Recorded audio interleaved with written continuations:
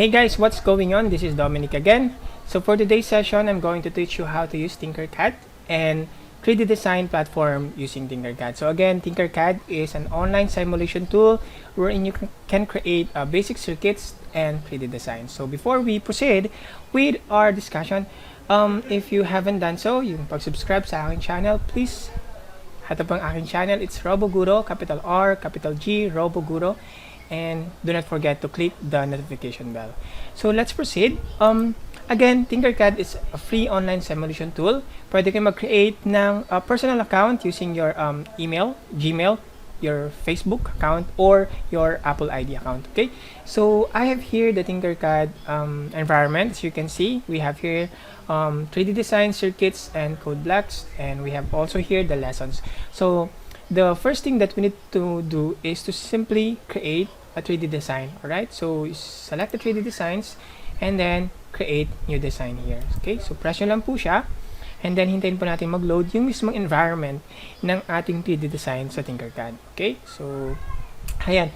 So iniisip ko kung anong pwede natin gawin, yung pinaka-basic na shape. So ang naisip ko is ito po, wrench.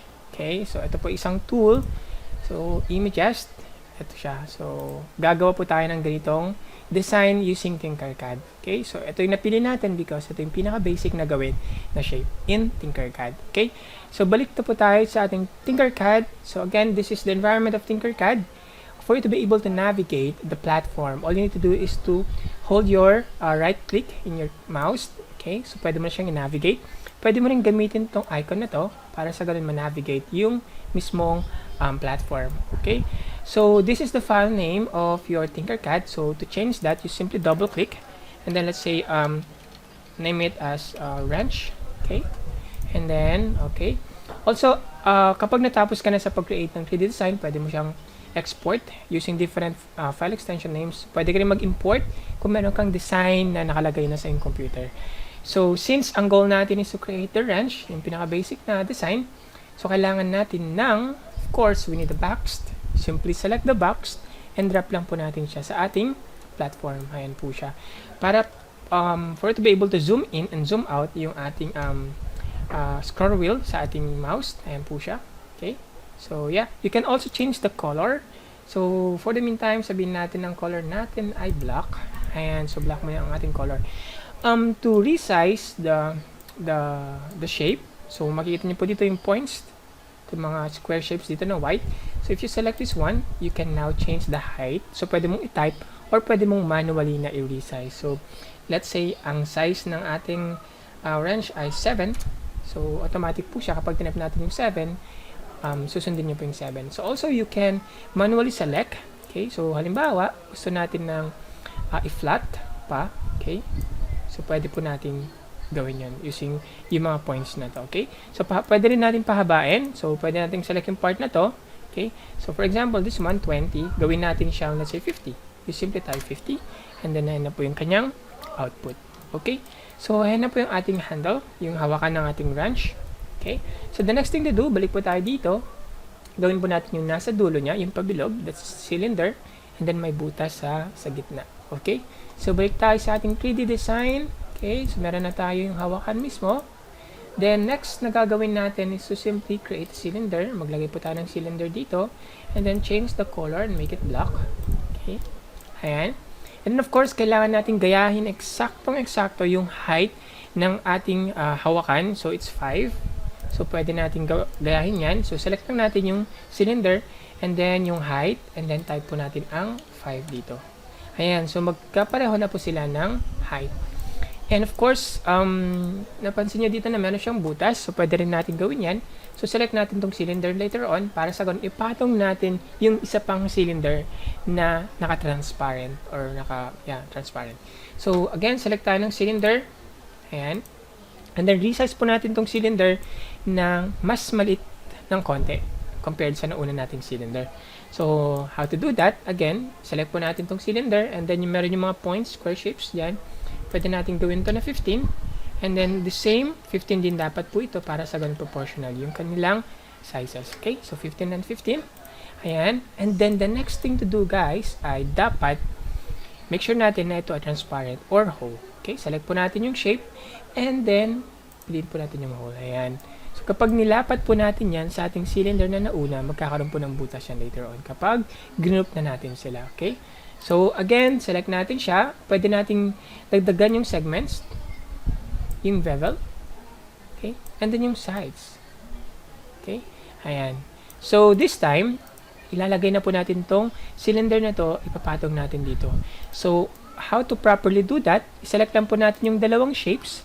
First, left click, and then hold your shift key sa keyboard ninyo, and then pindutin po yung isa pang cylinder. So, masaselect na po yung dalawa yan. Okay? So, the next thing to do is, kailangan natin ipatong yung mas malaking cylinder sa ibabaw ng naunang cylinder natin. So, how to do that? Again, select, and then you can see here the alignment. Ayan. So, align, or you simply press L in your keyboard. Okay? So, click natin yan. May makikita kayong mga points dito. Okay, so na pwede nyong i-mouse over para sa ganun ma-simulate nyo yung magiging output ng ating 3D design. So for example, ito, pag sinelect natin to, papagit na po silang dalawa, and kapag sinelect po natin yung nandito, papatong na po ng unti-unti. Ayan, ayan na po sila. And subukan po natin na i-select ito. Ang kalalabasan po niya, nakapatong na po yung ating mas malaking cylinder or mas mahabang cylinder sa mas maliit na cylinder natin. Okay? So, since nakapatong na po siya, ibig sabihin po niyan, pwede na po siyang mabutasan. Ang next na gagawin po natin dito ay select natin ulit yung dalawa, and then i-group po natin sila.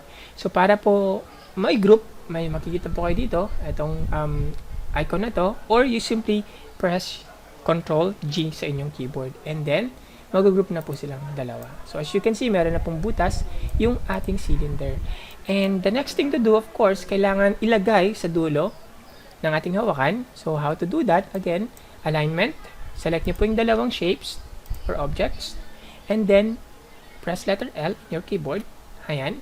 And of course, kapag minumove natin yung mouse natin, sinaselect natin yung mga different points, makikita po natin yung maging output niya. For example, ito po, ayan po yung maging output niya. Okay? So, since okay na po tayo dyan, okay, ayan, so pwede na nating i-move pa yung ating cylinder na nasa dulo nang mas malapit pa sa ating hawakan. Okay? So, select natin ulit siya, and then select the other shape, and then alignment again.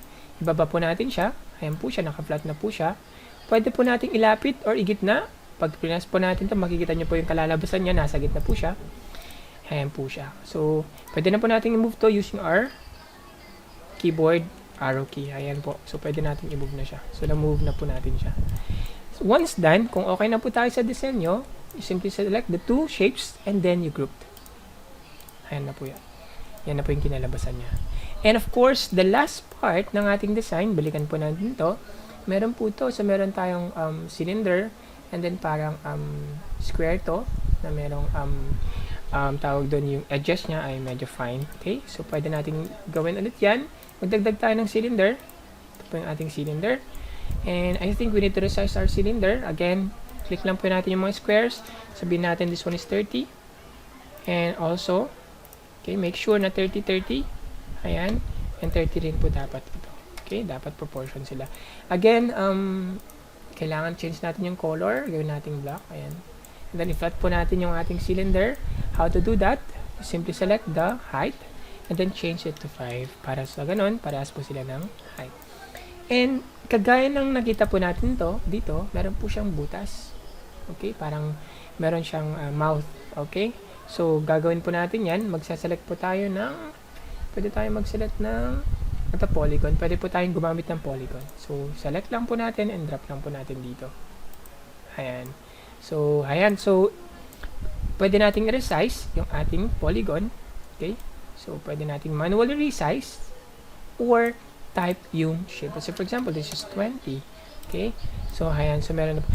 And, of course, meron pa po tayong choice kung gusto nating taasan yung sides or bawasan yung sides. Ayan po. Okay? So, ang gusto nating side, number ng sides ay, sabihin natin ay 5. So, pwede po nating ilagay na 5. And then, pwede nating i-center yung ating cylinder at ang ating polygon. So, how to do that again? Select lang po natin yung dalawa. And then, you press letter L in your keyboard. And then, set-center po natin sila. Ayan. Naka-center na po sila. Okay? So, ito kailangan nating i-move kasi kapag group natin sila later on, meron po to na extra.